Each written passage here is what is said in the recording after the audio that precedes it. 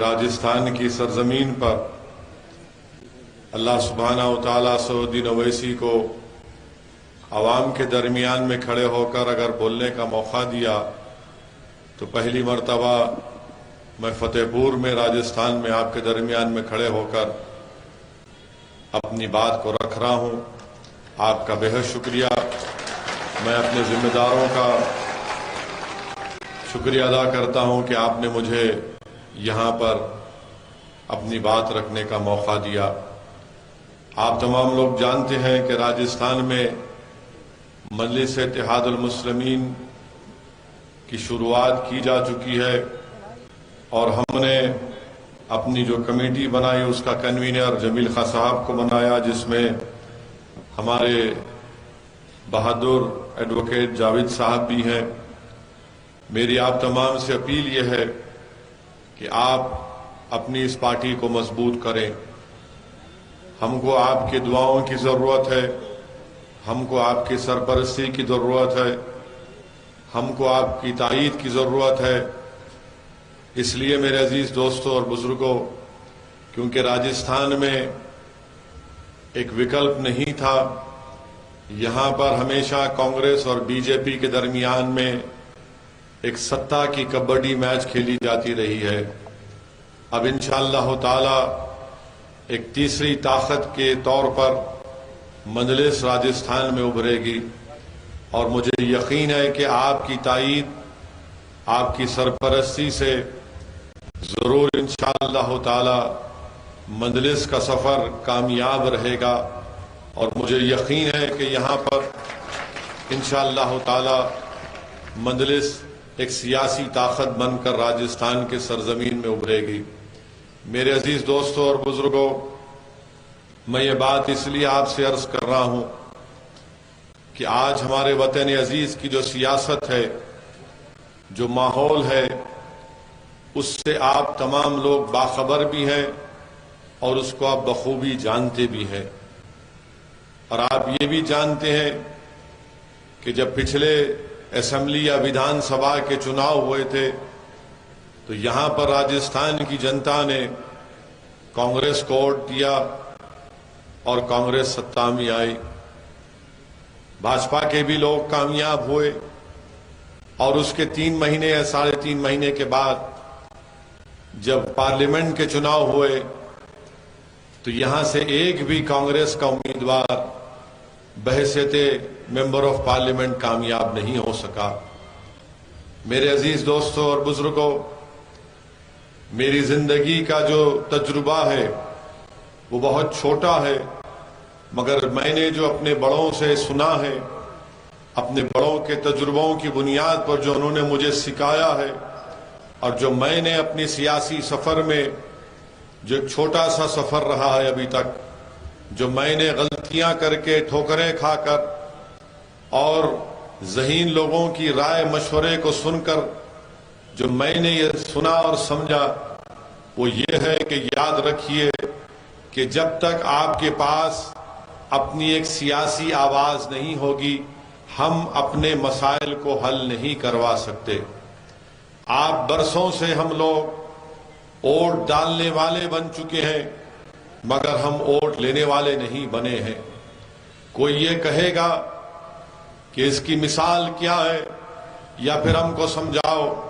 میرے عزیز دوستوں اور بزرگوں، یاد رکھیے، جب تک آپ اپنے ووٹ سے اپنے نمائندے کو کامیاب نہیں کریں گے، آپ سے انصاف نہیں ہوگا۔ جب تک آپ اپنے ووٹ سے اتحاد کی طاقت پر آپ اپنے نمائندے کو کامیاب نہیں کریں گے، ہم اپنے مسائل کو حل نہیں کروا سکیں گے۔ جب تک آپ اپنے ووٹ کی طاقت پر اپنے نمائندے کو کامیاب نہیں کریں گے، چاہے وہ چناؤ ویدھان سبھا کا ہو، پارلیمنٹ کا ہو، ضلع پریشد کا ہو یا لوکل باڈی کا ہو، یاد رکھیے ہم اپنی تکالیف کو دور نہیں کر پائیں گے۔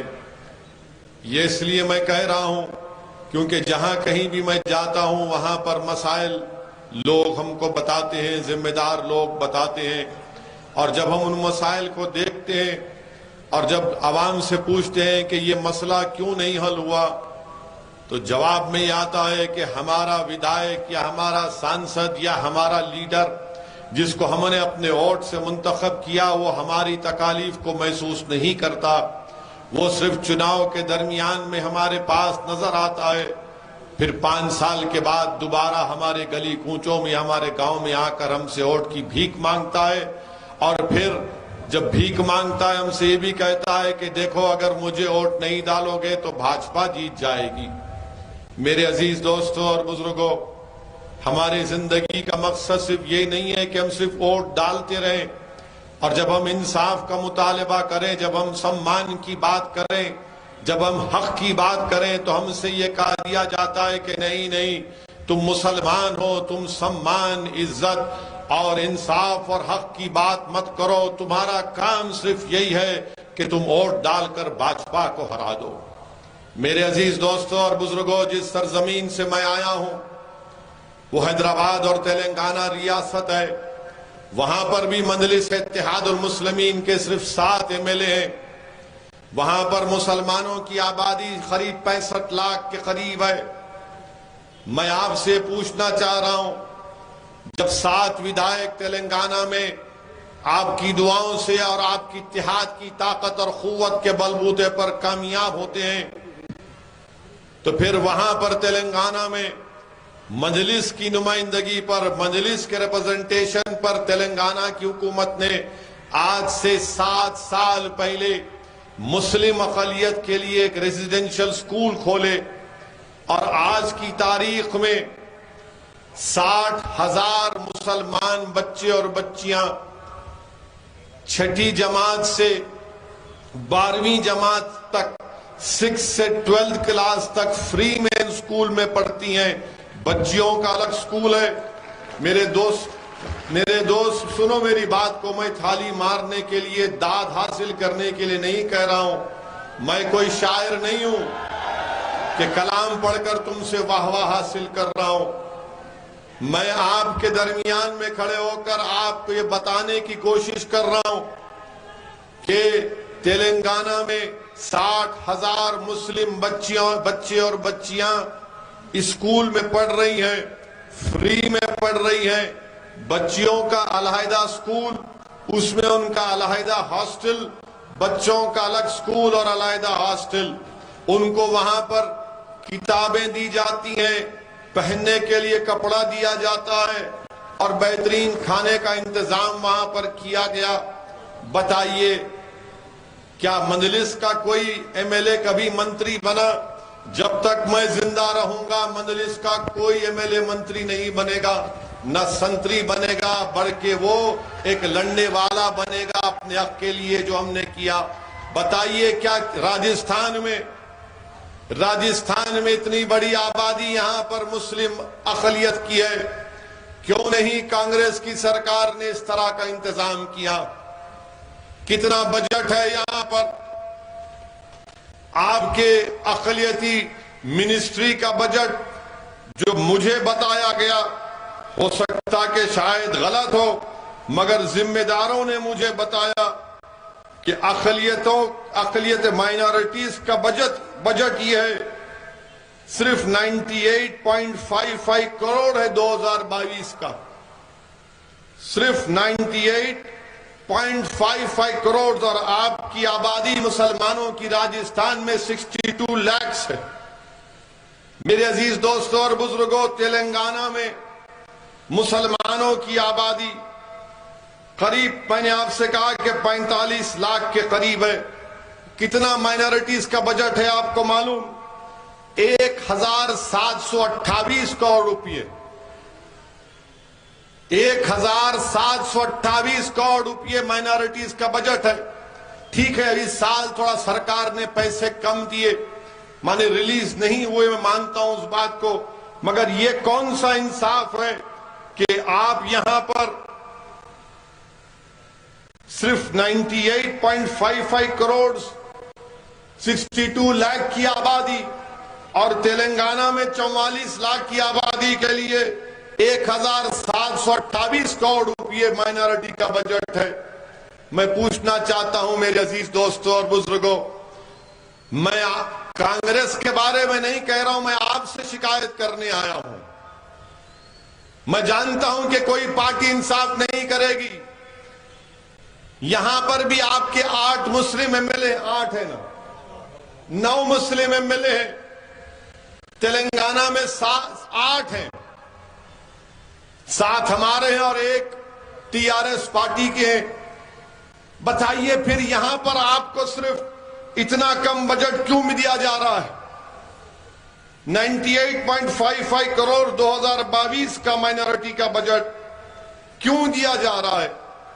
इसलिए दिया जा रहा है कि आपको बोल दिया गया कि सिर्फ तुम भाजपा को वोट डालो। यकीनन भाजपा को हराएंगे। भाजपा के खिलाफ हम ही तो वोट दे रहे, कोई तो नहीं दे रहा ना। अगर मैं हाथ उठाकर पूछूं कि तुमने क्या कभी भाजपा को वोट दिया, तो शायद 2 या 3 लोग हाथ उठाएंगे, बाकी सब कहेंगे कि हमने कभी भाजपा को वोट दिया ना कभी देंगे। क्या आप भाजपा को वोट देंगे? क्या आप मोदी को वोट देंगे? हम भी नहीं देते तेलंगाना में। मगर ये बताइए फिर ये बजट इतना कम क्यों है? बजट कम इसलिए है क्योंकि जो 9 एमएलए जीत कर गए वो बेचारे बेबस हैं, कमजोर हैं, गूंगे हैं, अंधे हैं, बहरे हैं, उनकी आवाज को सुना नहीं जाता।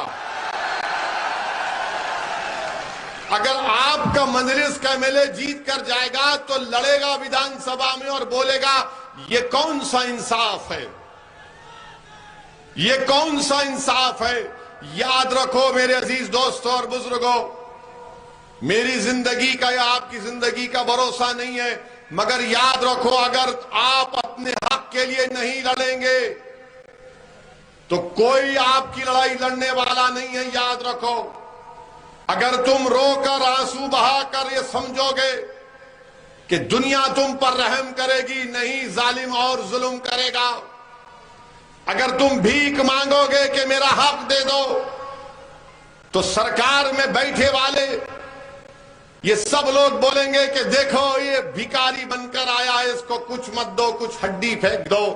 मगर अगर तुम बराबरी के लिए खड़े हो जाओगे, इन इख्तिदार की कुर्सियों पर बैठने वाले चाहे कांग्रेस हो या भाजपा, उनके सामने आंख में आंख मिलाकर कहोगे कि भारत के संविधान के मुताबिक मैं भी बराबर का शहरी हूं, मैं नाइंसाफी को बर्दाश्त नहीं करूंगा, मुझे अपना हक मिलना चाहिए तो हक मिलेगा। अगर आप सिर्फ चीखे मारेंगे, नारे मारेंगे, हक नहीं मिलेगा। आपको हक कैसे मिलेगा मेरे भाई? जब आप सियासी ताकत को पैदा करेंगे, जब आप सियासी नुमाइंदों को अपने जिताएंगे, तभी जाकर तो हम बात कर सकते हैं। मैं आपको और एक मिसाल दे रहा हूं, शायद किसी को पसंद ना आए, मैं तो बदनाम हूं कि जहां कहीं भी ओवैसी भाषण देता है, मेरे दुश्मन कहते हैं कि भड़काऊ भाषण देता है, कोई कहता है कि ये फुला बोलता है।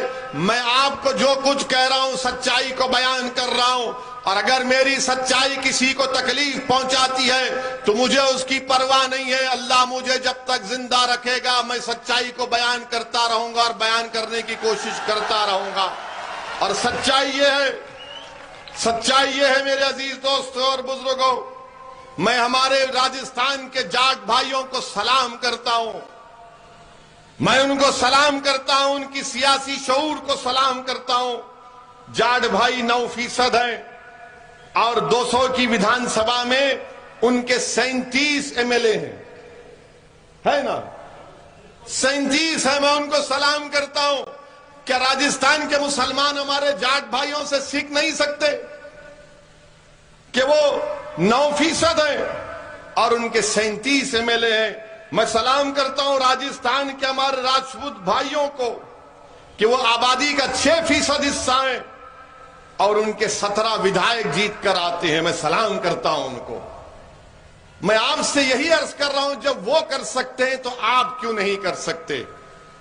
अच्छा, ये जो आपके कांग्रेस से ये जो 8 एमएलए जीत कर गए हैं, जिनको आपने जिताया है, ईमानदारी से एक बात अपने आप से सवाल करिए, जब तुम उनको देखते हो तो तुम्हारा दिल तुमसे क्या कहता है कि ये मेरा नेता है या कांग्रेस का नेता है? किसका नेता है? आप खुद फैसला कर लो। اور جب تم اس دیوانے کو دیکھتے ہو جو 1000-2000 کلومیٹر سے دور آیا ہے تو آپ یہ کہتے ہیں کہ ہاں یہ میری بات کرنے والا ایک پاگل انسان ہے جو میرے جذبات کو سمجھتا ہے۔ مگر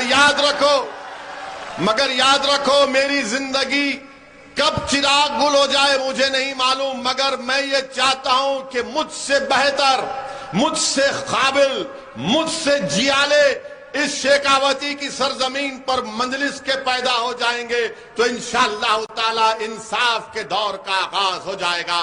اسی لیے ہم نے میرے چھوٹے بھائی جمیل کو ہم نے کنوینر بنایا ہے۔ یہ کوئی پارٹی کا نہیں ہے۔ جمیل کی قابلیت یہ ہے کہ جمیل تعلیم کے میدان میں کام کرتا ہے۔ اسی لیے میرے عزیز دوستوں اور بزرگوں، یہ آپ کو فیصلہ کرنا ہے کہ کیسے آپ کریں گے۔ اچھا، ایک اور بات میں آپ کو سمجھانا چاہتا ہوں، اور آپ جانتے بھی ہیں کہ سب سے زیادہ اگر بچے اسکول سے باہر ہیں تو کون ہیں؟ 2017 میں ایک سٹڈی ہوئی تھی جس میں کہا گیا کہ مسلمان اور سکھوں کے بچے سب سے زیادہ اسکول کے باہر ہیں، مانے 44% مسلم بچے اسکول کو نہیں جاتے۔ کیوں نہیں جاتے؟ اسکول نہیں کھولے گئے ہیں۔ اگر اسکول کھولنے کا مطالبہ کرتے تو جو پارٹی پاور میں بولے گی مسلمان کے علاقے میں اسکول نہیں، تھانہ کھول دو تاکہ ان کو کنٹرول کیا جا سکے۔ یہ ملا لوگ، یہ بڑے میاں لوگ بڑے جذباتی رہتے ہیں، تھانہ کھولو پہلے ان کو، اور پھر اگر کوئی جا کر بولے گا کہ ٹھیک ہے تم نے اسکول نہیں کھولا تو کم سے کم اسپتال کھول دو، تو بولیں گے نہیں میاں کو اسپتال کی نہیں، شراب کی دکان کھولو۔ میرے عزیز دوستوں اور بزرگوں، یہ مثال آپ کے سامنے رکھ رہا ہوں۔ اور پھر آپ دیکھیے، ہم نے جمیل کو ایک سماج سیوک ہے، ہم نے مجلس کی ذمہ داری دی، بلکہ میں یہاں پر کھڑے ہو کر ہمارے گجر بھائیوں کو بھی سلام کرتا ہوں، میں ان کو بھی سلام کرتا ہوں، ان کی سیاسی شعور کو، ان کے اتحاد کو سلام کرتا ہوں کہ وہ 9% ہیں مسلمانوں کی طرح، مگر مسلمانوں کو ریزرویشن نہیں، مگر گجروں نے ایک نیتا کو چن لیا تھا۔ گجروں نے کروری سنگھ بینسلا صاحب کو اپنا نیتا مانا، ان کا انتقال ہو گیا، میں ان کے پریوار کو پرسہ دیتا ہوں۔ میرے عزیز دوستوں اور بزرگوں، آپ کو اپنے صفوں سے ایک نیتا کو چننا ہے، کوئی آسمان سے نہیں آئے گا، کوئی زمین سے نہیں نکلے گا۔ ریزرویشن ملنا چاہیے راجستھان کے ان مسلمانوں کو جو سوشلی اور ایجوکیشنلی بیکورڈ ہیں، ہم پچھڑے ہیں، ہمارا ریکارڈ ہے، سرکار کو دینا چاہیے، مگر کوئی سرکار نہیں دیتی۔ ریزرویشن ملنا ضروری ہے، مگر ریزرویشن نہیں ملنا خود ایک ناانصافی کی بہترین مثال ہے۔ میرے عزیز دوستوں اور بزرگوں، میری عزت دار ماں اور بہنوں، میری آپ سے اپیل ہے کہ آپ اس پر غور کریے، اور پھر یہ شیخاوتی کی سرزمین سارے ملک میں، سارے دیش میں مشہور ہے کہ یہاں سے ہر گھر سے کوئی نہ کوئی ایک بچہ بھارت کی فوج میں جاتا ہے، جاتے ہیں نا فوج میں۔ مگر اب آپ یہ میرے سوال کا جواب دو، بھارت کے پردھان منتری نریندر مودی نے جو یہ اگنی ویر کی اسکیم لے کر آئی، کیا یہ اچھا ہے؟ جو فوج میں جاتا ہے بھارت کی، وہ کیوں جاتا ہے؟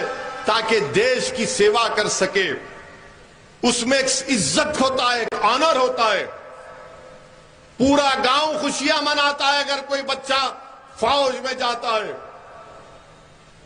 پورے اس گاؤں کے لیے ایک سمان کی بات بن جاتی ہے کہ ہمارے گاؤں کا بچہ بھارت کی سرحد کی حفاظت کرنے کے لیے کشمیر میں بیٹھا ہے تاکہ پاکستان سے کوئی ٹیررسٹ گھس کر نہ آئے۔ سارا گاؤں خوشیاں مناتا ہے کہ اس گاؤں کا بیٹا چین کی فوج کے خلاف فولاد کی طرح کھڑا ہے۔ مگر ہمارے دیش کے پردھان منتری نے کیا کیا؟ کہا کہ دیش کی اگر خدمت کرنا ہے تو صرف 4 سال کرو. اب آپ بتائیے، پردھان منتری 2 بار پردھان منتری بن گئے، ان کو بھی چاہیے تھا کہ 5 سال کے بعد میں بھی ٹاٹا کر دوں گا، مگر وہ تو بولیں گے نہیں میں کبھی ٹاٹا ہی نہیں کروں گا، میں جب تک رہوں گا میں رہوں گا.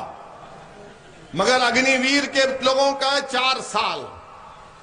آپ بتائیے میرے عزیز دوستوں اور بزرگوں، یہ کیسا نظام، کیسا فیصلہ بھاجپا نے کیا. فوج سے ایک مذاق کیا جا رہا ہے. آج 50,000 بھارت کی فوج چین کی فوج سے آنکھوں میں آنکھیں ڈال کر کھڑی ہوئی ہے. ڈپسانگ ڈیمچاک میں پیٹرولنگ پوائنٹ 15 کے پاس، ہاٹ سپرنگ کے پاس. اور بھارت کے پردھان منتری نے کہا کہ 4 سال. اور کیا کہتے ہیں؟ 4 سال کے بعد تم کو 11 یا 14 لاکھ ملیں گے. پردھان منتری آپ کے وعدے 15 لاکھ کے پورے نہیں ہوئے، آپ کون سے 11 لاکھ 14 لاکھ کا وعدہ کر رہے ہیں؟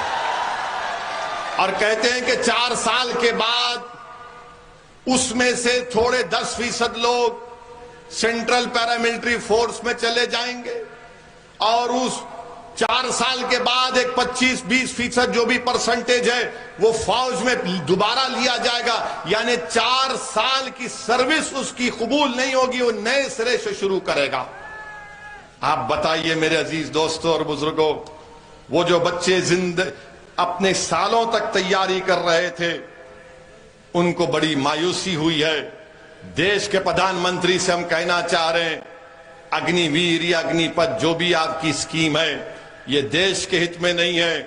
آج پاکستان اور چین مل کر بھارت کو للکار رہے ہیں. ایسے وقت میں یہ اگنی ویر اسکیم کو نہیں لانا چاہیے تھا. اس کو برخاست کرنے کی ضرورت ہے. یہ کون سی فوج ہوگی جو 4 سال کام کرے گا اور پھر اس کے بعد گھر کو آ جائے گا؟ پھر کہیں گے کہ نہیں اس کو CRPF میں یا ITBP میں لیا جائے گا. ارے ایک ریکارڈ پیش کرو، کتنا جھوٹ بولتے ہو بھاجپا والے، کتنا جھوٹ بولتے ہیں بھاجپا والے. ارے 10% تو کبھی نہیں لیا گیا جو لوگ فوج سے نکل کر سینٹرل پیراملٹری فورس میں جاتے ہیں. میں آج اس سرزمین پر کھڑے ہو کر 31 جولائی 2020 کو جو محسن خان جو شیخاوتی کے تھے، جنہوں نے نوشہرہ کشمیر میں پاکستان کے ٹیررسٹ سے مقابلہ کرتے ہوئے، آتنکوادیوں سے مقابلہ کرتے ہوئے اپنی جان کی عظیم قربانی دی، میں ان کے پریوار کو، ان کے ماں باپ کو سلام کرتا ہوں اور اللہ سے دعا کرتا ہوں کہ اللہ سبحانہ و تعالی محسن خان کے پریوار کو اللہ صبر دے، اور ایسے محسن خان اس سرزمین پر اللہ لاکھوں میں پیدا کر دے جو بھارت کی سرکشا کرتے رہے. میرے عزیز دوستوں اور بزرگوں، ابھی ہم نے سنا کہ نریندر مودی سرکار نے بھارت میں چیتا کو لے کر آئے ہیں. افریقہ سے چیتا کو لائے ہیں. تو میڈیا کے لوگوں نے ہم کو جے پور میں پوچھا کہ BJP نے چیتا کو لایا ہے بھارت میں، اس پر آپ کیا بولیں گے؟ ہم نے کہا بھائی دیش کے پردھان منتری سے جب آپ پوچھیں گے کہ یواؤں کو آپ نے 2 کروڑ نوکریوں کا وعدہ کیا تھا، تو پردھان منتری سے سوال ہوگا نوکری کا، وہ چیتا سے تیز بھاگ جاتے ہیں. جب پردھان منتری سے پوچھا جائے گا کہ چین ہماری زمین پر قبضہ کر کے بیٹھا ہے، ہمارے لوگ جب سردیوں میں ہمارے جانور کو لے کر گھاس کھلانے لے کر جاتے تھے تو 10 کلومیٹر کی زمین پر چین قبضہ کر کے بیٹھا ہے، ڈپسانگ اور ڈپچانگ میں کیا ہوگا؟ تو پردھان منتری جیسا چین کا نام سنے چیتا سے تیز چلے جاتے. اب کیا بولیں گے؟ اچھا وہ چیتا کو تو لا تو لیے، مگر کم سے کم BJP والوں وائلڈ لائف پروٹیکشن ایکٹ میں ترمیم کر لو. اسی لیے کہہ رہے ہیں کہ ری انٹروڈکشن کا بات کر رہے ہیں. آپ بتائیے میرے عزیز دوستوں اور بزرگوں، ہمارے ملک میں 20 کروڑ لوگ روز رات میں بغیر کھانا کھائے بھوکے سوتے ہیں. روز 4,500 بچے، معصوم بچے مر جاتے ہیں کیونکہ اسپتال نہیں ملتا. بے روزگاری نوجوانوں کا مخدر بن گیا. پورے وشو میں، پوری دنیا میں سب سے زیادہ نوجوان بے روزگار ہیں تو بھارت میں. پیٹرول ڈیزل کی قیمتیں آسمان کو چھو رہی ہیں اور دیش کے پردھان منتری نے جی ایس ٹی لگایا، اتنا لگایا جی ایس ٹی کہ اگر کوئی پینسل خریدے گا لکھنے کے لیے بچہ اسکول کا تو اس پہ بھی جی ایس ٹی، مانے پینسل پر جی ایس ٹی ہے۔ شمشان گھاٹ اگر مناتا ہے تو اس پہ جی ایس ٹی ہے، یعنی زندہ رہے تو بھی مصیبت، مر گئے تو بھی مصیبت۔ آپ بتائیے، پھر دیش بی جے پی کہتی ہے راشٹرواد کے اوپر کوئی کمپرومائز نہیں کیا جائے گا۔ ایک چین سے آپ کیوں کمپرومائز کر رہے ہیں؟ پھر چین ہماری زمین پر قبضہ کر کے بیٹھا ہے۔ پردھان منتری نے کہا تھا کہ نہ کوئی گھسا ہے نہ کوئی گھسے گا، تو 16 راؤنڈ کی بات چیت کیا بات چیت تھی؟ ولیمہ ہو رہا تھا چین سے بات کرتے ہوئے۔ 16 بار بات کیے چین سے، کیا بات کیے جب گھسے نہیں، نہ کوئی گھسے گا۔ میرے عزیز دوستو اور بزرگوں، آج ہماری بھارت کی اکانومی برباد ہو گئی۔ دیش بی جے پی کے پاس فوج کو پیسہ نہیں ہے دینے کے لیے، اس نے اگنی ویر اگنی پتھ کی اسکیم لے کر آئے۔ اگر پیسہ ہوتا تو یہ 4 سال کی یہ اسکیم نہیں لاتے۔ آپ بتائیے، جو فوج کا سپاہی ایئر فورس، آرمی، نیوی میں جاتا ہے، اس کے لیے ایک بڑی عزت کی بات ہوتی ہے، آج اس کو دیش کے پردھان منتری 4 سال کر دیے۔ میرے عزیز دوستو اور بزرگوں، دوسری بات آپ سے عرض کرنا چاہ رہا تھا، کیونکہ یہ پہلا جلسہ ہے، آخری نہیں ہوگا، میں دوبارہ آؤں گا انشاءاللہ تعالی، کیونکہ جب پہلا جلسہ ہے تو ہمارے ایک بہت بڑے بزرگ ہیں جس کو ہم اپنا شیخ مانتے، انہوں نے مجھ سے کہا، میں نے ان سے پوچھا تھا کہ تقریر کیسی کرنی چاہیے، تو انہوں نے کہا کہ قرآن شریف کا پہلا سورہ سورہ فاتحہ اور آخری سورہ قل اعوذ برب الناس، تو تقریر کا شروعات ایسی ہونا اور ختم ایسی ہونا۔ تو مجھے بات سمجھ میں نہیں ہے، بعد میں ہمارے بزرگوں نے سمجھایا کہ بیٹا تمہارے سر کے اوپر سے گئی اور اس کا مطلب ایسا ہے۔ تو بہرحال میرے عزیز دوستوں اور بزرگوں، آپ سے عرض کر رہے ہیں کہ کانگریس پارٹی تو اب اللہ ہی مالک ہے ان کا۔ مکھیہ منتری کے تعلق سے ان کا کوئی منتری ہے جس نے کہا کہ راجستھان میں صرف 2 نعرے لگیں گے، ایک راجیو گاندھی امر ہے، دوسرا اشوک گہلوٹ فلاں فلاں فلاں۔ یہ کیا بات ہے بھائی؟ اشوک گہلوٹ مکھیہ منتری ہیں، بادشاہ سلامت تو نہیں ہے نا؟ جب ہم نریندر مودی مرد آباد کے نعرے لگا سکتے ہیں تو اشوک گہلوٹ مرد آباد کے بھی نعرے لگائیں گے؟ جمہوریت ہے مگر ان کا منتری بولتا نہیں لگا سکتے۔ اچھا، ان کا ایک اور منتری بولتا ہے کہ جب میں لڑنے پہ آ جاؤں گا تو کوئی نہیں رہے گا۔ بھائی صاحب، کیا آپ کے پاس مشین گن استعمال کریں گے آپ؟ کانگریس پارٹی تو ماشاءاللہ سرکس بنی ہوئی ہے راجستھان میں۔ بیٹھیے، دیکھ تماشا دیکھیے، ایک سے ایک جوکر ہے یہاں پر، ایک سے ایک ہے ماشاءاللہ سے۔ اچھا، ہم جتنے بار جے پور کو آئے پارٹی کی میٹنگ کرے، اتنے انٹیلیجنس کے لوگ ہمارے پیچھے لگا دیے کہ ایک دن ہم ہوٹل میں تھے تو ہم نے کہا کہ بھائی صاحب اندر بیٹھیے، ٹوائلٹ میں بھی آ کر دیکھیے کیا کرتے ہم۔ نہیں، نوکری کرو مگر اتنا ایسا بھی تو مت کرو۔ آج نہ تو ہمارے سسرے ہیں، ہماری شادی ہو چکی ہے، اب تو کوئی دریافتی بھی کرنے کی ضرورت نہیں، ایک کافی ہے ہمارے لیے۔ ہر جگہ کیا ہو رہا ہے، مجلس کیا کر رہی ہے، جمیل کیا کر رہا ہے، ہمارے وکیل صاحب کیا کر رہے ہیں۔ کوئی بات ہے؟ اپنے گھر کی فکر کرو، اپنے گھر کی فکر کرو۔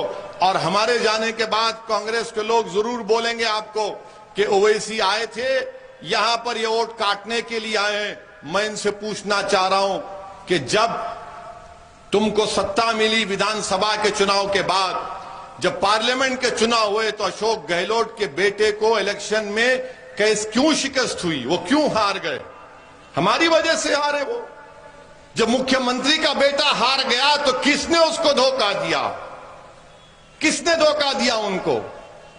میرے عزیز دوستو اور بزرگوں، یاد رکھیے، آپ اپنے نمائندوں کو منتخب کریے تاکہ آپ کی لڑائی کوئی لڑ سکے، کوئی آپ کی آواز اٹھا سکے۔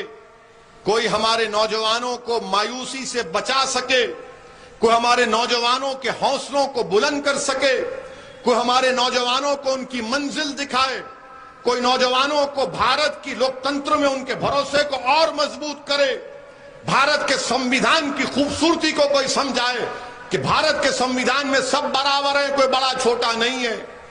میرے عزیز دوستو اور بزرگوں، آپ کے اس یہاں پر ویدھان سبھا میں وقف کی زمین کا ایک بہت بڑا مسئلہ چل رہا ہے۔ وقف کی زمین پر بہت سے لوگ کنٹرول کرتے ہیں۔ اگر آپ یہاں سے مجلس کو مضبوط کریں گے تو انشاءاللہ تعالی وقف کی زمین اس کے واقف کے منشے کے مطابق استعمال کی جائے گی۔ میرے عزیز دوستو اور بزرگوں، آپ سے اپیل کر رہا ہوں کہ یہ آپ کی پارٹی ہے، اس کو آپ کو اپنی دعاؤں سے، اپنی محنت سے اس کو مضبوط کرنا ہے۔ یاد رکھیے میرے عزیز دوستو اور بزرگوں، میں خاص کر سے ہمارے بزرگوں سے اپیل کر رہا ہوں، یہ جو لڑائی ہم آج لڑ رہے ہیں، یہ ہماری لڑائی نہیں ہے، ہماری زندگی ہو چکی ہے۔ یہ لڑائی ہم ان نوجوان بچوں کی لڑائی لڑ رہے ہیں تاکہ وہ جب اس دنیا میں آئیں گے وہ ناانصافی کا سامنا نہ کرے جو ہم نے اپنی جوانی میں سامنا کیا تھا، جو ہم نے تکالیف اٹھائی تھی، ہمارے بچے، آنے والی نسل ان تکالیف کو نہ اٹھائے۔ اور اسی وقت ممکن ہوگا میرے بھائی جب آپ اپنی ایک سیاسی طاقت بن کر ابھریں گے۔ آپ کو ڈرنے اور گھبرانے کی ضرورت نہیں ہے، یقیناً بی جے پی کے خلاف ووٹ دینا ہے اور دیتے رہیں گے انشاءاللہ تعالی۔ ہماری گاڑی پر گولیاں چلائی گئی تھی اتر پردیش کے چناؤ میں، اور گولی چلانے والے نے ٹی وی کے انٹرویو میں کیا کہا تھا کہ اویسی بہت زیادہ بولتا ہے نریندر مودی اور یوگی آدتیہ ناتھ کے بارے میں، اسی لیے ہم نے اس کی گاڑی پر گولیاں چلائیں۔ میں آپ کے درمیان میں کھڑے ہو کر کہہ رہا ہوں کہ مسلمان دنیا میں آتا ہے تو ایک ہی مرتبہ مرتا ہے، 2 مرتبہ نہیں مرتا ہے، وہ ایک ہی مرتبہ ہم مرتے ہیں، بار بار نہیں مریں گے، اور اسی وقت مریں گے جب اللہ اس دن کا وقت طے کر لے گا۔ یہ ہمارا ایمان ہے، یہ ہمارا، ہم اس کو مانتے ہیں اس بات کو، جب اللہ طے کرے گا تو موت آئے گی، اور جب موت آئے گی تو جانا ہے نا سب کو، اس دنیا سے کوئی نہیں رہے گا یہاں پر۔ جب اللہ نے ہم کو بھیجایا اس دنیا میں تو ہم جائیں گے واپس اللہ کے پاس، تب جا کر ہمارا حساب کتاب ہوگا، اللہ طے کرے گا، اللہ فیصلہ کرے گا کہ کون رائے برابر نیکی کیا، کون رائے برابر گناہ کیا، اس کا فیصلہ اللہ اپنی عظمت اور اپنی رحمت کے مطابق انشاءاللہ کرے گا۔ میرے عزیز دوستو اور بزرگوں، اسی لیے آپ سے اپیل کر رہے ہیں کہ مجلس کو مضبوط کریے۔ آپ مجھے مت دیکھیے، جمیل کو مت دیکھیے، اپنے آپ کو دیکھیے۔ کب تک آپ اس نعرے میں چلے جائیں گے کہ نہیں بھاجپا کے خلاف ہی ووٹ دینا ہے تو کچھ بات مت کرو؟ میں آپ سے کہہ رہا ہوں کہ بھاجپا کے خلاف ووٹ دو، مگر تم بھی تو زندہ رہو۔ تم زندہ نہیں رہ کر کانگریس کو، کسی اور کو زندہ رکھ رہے اور اپنے آپ کو تم ختم کر رہے ہو، یہ کون سی زندگی ہے؟ اگر ہم زندہ رہیں گے تو ہم کچھ کر پائیں گے نا۔ سیاست میں زندہ رہنا ہے، اگر ہم زندہ رہیں گے تو نیکی بھی کریں گے یا گناہ بھی کریں گے، جب زندہ نہیں رہیں گے تو نہ کسی کا فائدہ پہنچا سکیں گے، نہ کچھ نہیں کریں گے۔ اسی لیے ہم آپ سے اپیل کر رہے ہیں کہ آپ میری ان باتوں کا غور سے کبھی جب گھر جا کر بیٹھے تو اس پر سوچئے۔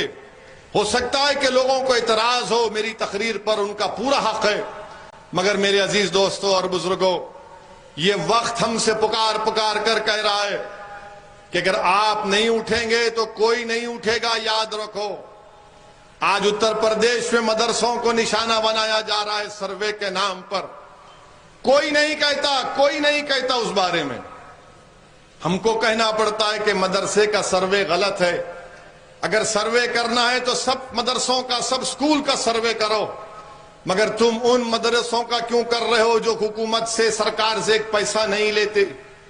آخر تم کو اسی مدرسے میں آ کر دیکھنے کی کیا ضرورت ہے؟ ارے تم پورے سکول کا کرو، کرسچین مشنری سکول کا کرو، RSS کے سکولوں کا کرو، پرائیویٹ سکول کا کرو، سرکار کے سکولوں کا کرو۔ کتنے ٹوائلٹ اس میں ہے، کتنی بجلی ہے، کتنا پینے کا پانی ہے، مگر نہیں، سب کو چھوڑ کر صرف ہمارے مدرسوں پر نظر۔ تم کیا دیکھو گے اس میں؟ تم کو کچھ نہیں ملے گا اس میں سوائے اس میں اللہ کی وحدت کی تعلیم دی جاتی ہے۔ میں تم کو دعوت بھی دیتا ہوں اس کی، وہ بھی پڑھ لو تم، مگر آپ ہمارے مدرسوں پہ پھر حجاب کا مسئلہ، آخر ہم کیا کریں بتائیے؟ ہر چیز پر ہمارے مدرسے خطرے، ہمارا حجاب خطرہ، ہماری داڑھی خطرہ، ہماری ٹوپی خطرہ، ہمارا کھانا خطرہ۔ آخر ہے کیا بتاؤ پھر؟ ہے کیا بتاؤ پھر؟ کیا بچے گا؟ اب ہماری مسجد پر بھی آ گئے آپ، اب مسجد پر بھی آ گئے، اس پر بھی کوئی پارٹی کچھ نہیں بولتی۔ بتائیے میرے عزیز دوستوں اور بزرگوں، یہ اطمینان میں مت رہو کہ نہیں وہ ایک دیوانہ ہے، وہ ایسی بول رہا ہے نا، نہیں، آپ سب کو بولنا پڑے گا۔ جب آپ بولیں گے تو دنیا اٹھے گی، سنے گی، اور دنیا سمجھ جائے گی کہ ہاں ایک دیوانہ نہیں، یہ پورے لاکھوں کی تعداد میں سب کے سب لوگ ہوشیار ہو چکے ہیں، باخبر ہو چکے ہیں، اور اپنے حق کے لیے کھڑے ہو گئے۔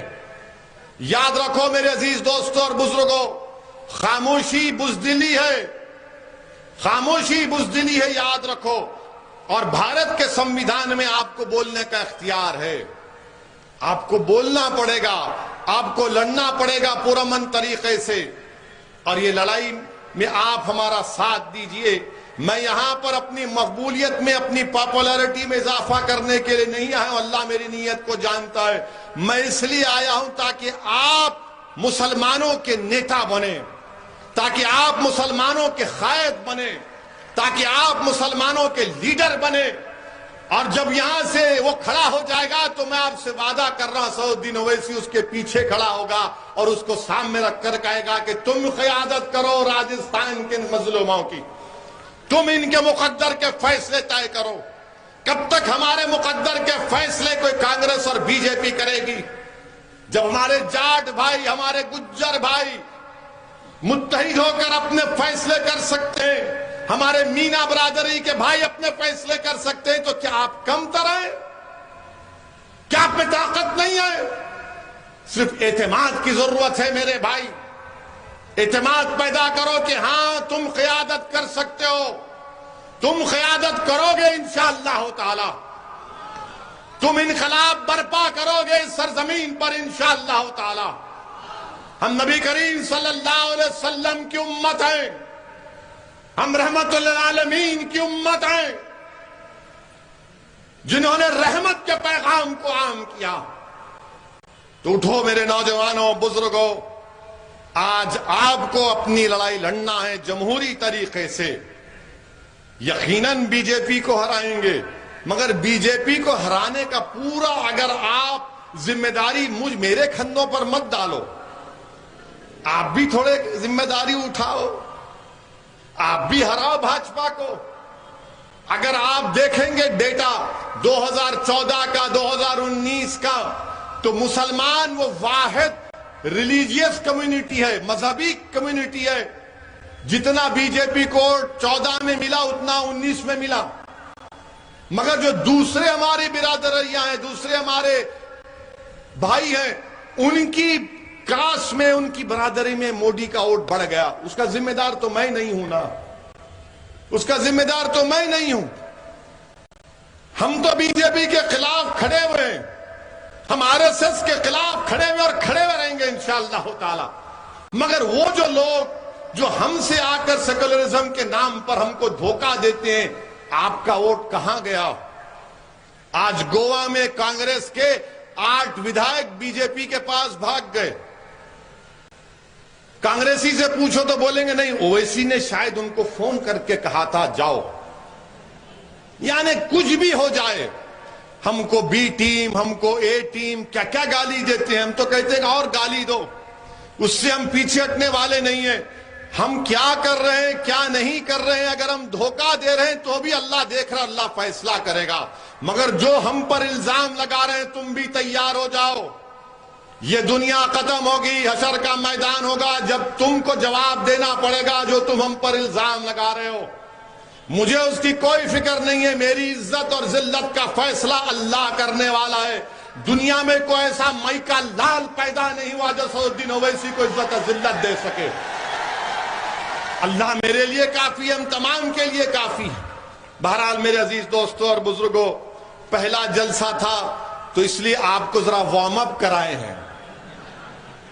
ابھی جم میں جانے سے پہلے میچ وارم اپ کرتے، وارم اپ ہوا ہے ابھی۔ انشاءاللہ دوبارہ آئیں گے، آپ سے ملاقات بھی ہوگی بار بار انشاءاللہ تعالی۔ اللہ مجھے موقع دے کہ میں اس غیور سرزمین پر آتا رہوں، برابر آؤں گا، دوبارہ نہیں، کئی مرتبہ آؤں گا۔ آپ مطمئن رہیے، آپ تھک جائیں گے، اتنا ہوں گا میں انشاءاللہ تعالی۔ میرا کام خالی پھرنا ہے، کیونکہ میری اماں نے مجھے سفر کے مہینے میں پیدا کیا تو میں سفر میں ہی رہتا ہوں۔ آپ مطمئن رہیے، ہمارا کام مقصد ایک ہی ہے کہ آپ متحد رہیں، اپنے اختلافات کو کم کریں۔ اختلاف ہو سکتا ہے، مگر اختلاف اگر ہے تو اس میں رحمت کو تلاش کریں، مگر متحد رہیے۔ اور میں آپ سے پھر سے اپیل کر رہا ہوں کہ آپ مجلس کی سرپرستی کریے، ہم کو گائیڈ کریے، ہمارے بڑے بنیے، ہمارا ہاتھ پکڑ کر ہم کو چلنا سکھائیے، ہم کو راستہ دکھائیے۔ ہم اپنی غلطیوں کو ماننے کو تیار ہیں، مگر آپ کے ساتھ کی ضرورت ہے، بزرگوں کی سرپرستی کی ضرورت ہے، ماں اور بہنوں کی دعاؤں کی ضرورت ہے، نوجوانوں کے جوش اور ولولے کی ضرورت ہے۔ تب جا کر انشاءاللہ تعالی ایک مستحکم ایک آپ